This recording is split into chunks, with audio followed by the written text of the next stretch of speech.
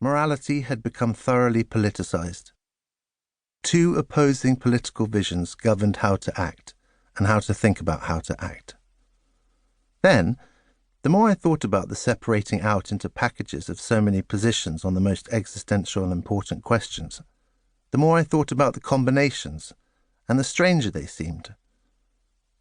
One of the things I was constantly riveted by in the US was the bumper sticker, one of the most familiar badges of identity.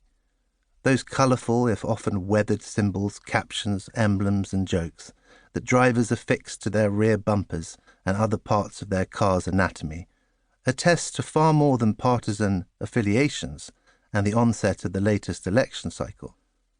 Alongside partisan convictions are environmental, social or cultural ones, blazing forth people's highest ideals and principles for all the passing world to see. You wear your heart on the boot of your car. But what is most revealing about these stickers is the company they keep on each individual car. You pull up at the traffic lights. On your right is a car juxtaposing Liberals take and spend, Conservatives protect and serve, with pro-guns, pro-God, pro-life. On your left is a car displaying a rainbow flag alongside buy fresh, buy local, no nukes, and coexist. Those stances may be ideologically aligned, but do they imply each other? Why should being religious preclude buying fresh local produce? Why should a dedication to diversity commit you to unilateral disarmament? Last year I returned home from the States. I'll pretend it was a protest move against the political climate, rather than because I couldn't land a job and my visa was about to expire. I had mixed feelings about departing. I was having to leave a country I loved so much, but I would not miss its political climate. So I disembarked, thinking I had left the culture wars behind, only to find them staring me in the face. It turned out that while I was away from the UK, there had been some kind of referendum on whether to leave the European Union, and the country, by the slimmest of margins, had voted in favour. This book is not about my views on Brexit, but what I had not been prepared for was the character of the political cleavage. Just as in the States, people were socially divided on political grounds. Profound disagreement about politics had morphed into hatred of people. Groups were closing ranks. Families had been shaken to the core. When I got home, I found that intense polarization was not only an American phenomenon. We may not have AR-15s on our streets. We may not have pro-life marches in our capital.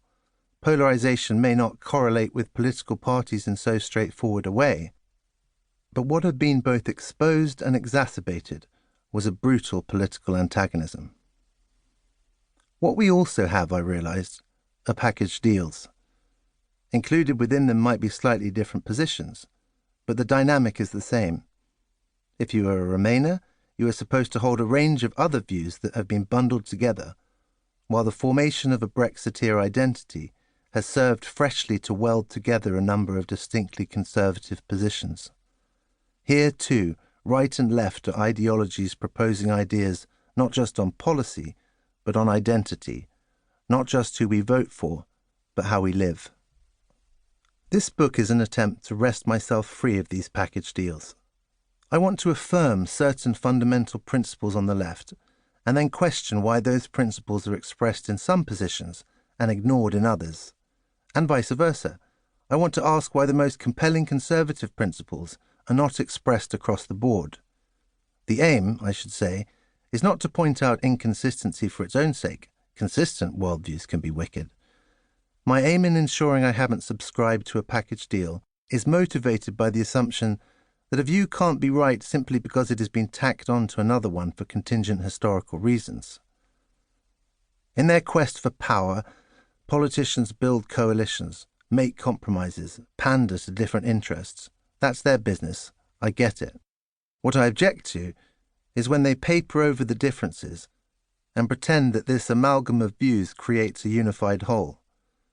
What I object to is ideological amnesia, their deliberate attempt to make us forget that our intellectual settlement is a direct result of cut and paste.